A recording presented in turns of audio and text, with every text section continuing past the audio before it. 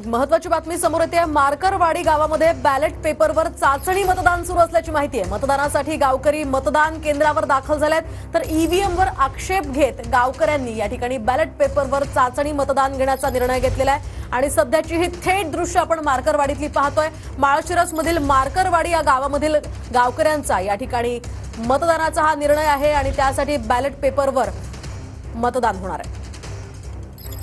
आपण पाहतोय की सध्या थोड्याच वेळामध्ये मार्करवाडी या ठिकाणी मतदान प्रक्रिया सुरुवात होणार आहे। आपण पाहू शकतो या ठिकाणी मतदान जे बूथ आहेत, यंत्रणा आहेत, या ठिकाणी आपण उभा करतानाचे चित्र आपल्याला पाहायला मिळते। या ठिकाणी पाहतोय की 3 ठिकाणी हे जे बूथ आहेत ते बूथची उभारणी करण्यात आली।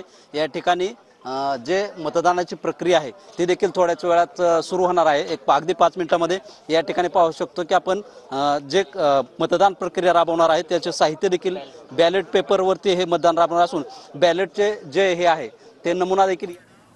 आपण या संदर्भात अधिकची माहिती जाणून घेऊयात आमचे प्रतिनिधी सागर सुरवस यांच्याकडून। सागर, काय सांगाल, सध्या माळशिरस गावामध्ये काय परिस्थिती आहे?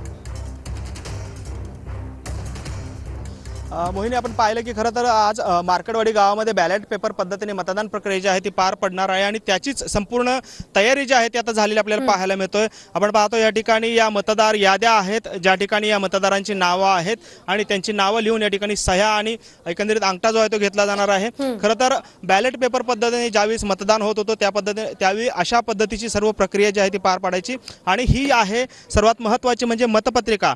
आणि हीच मतपत्रिका जी आहे ती या ठिकाणी बॅलेट पेपर पद्धतीच्या मध्ये सर्वात महत्त्वाची मानली जाते। आपण पाहतो या ठिकाणी सर्व जे उमेदवार आहेत त्यांची या ठिकाणी यादी आहे आणि या ठिकाणी आपल्या पसंतीचा क्रमांक जो आहे त्याला या ठिकाणी मतदान आहे तो शिक्का आपण पाहतोय हा शिक्का आहे। हा शिक्का या आपल्या पसंतीच्या उमेदवारासमोर मारला जातो आणि एकंदरीत ही मतप्रक्रिया जी आहे ती पार पडते आणि त्यासाठीच ही संपूर्ण प्रक्रिया आता या ठिकाणी झालेली आहे।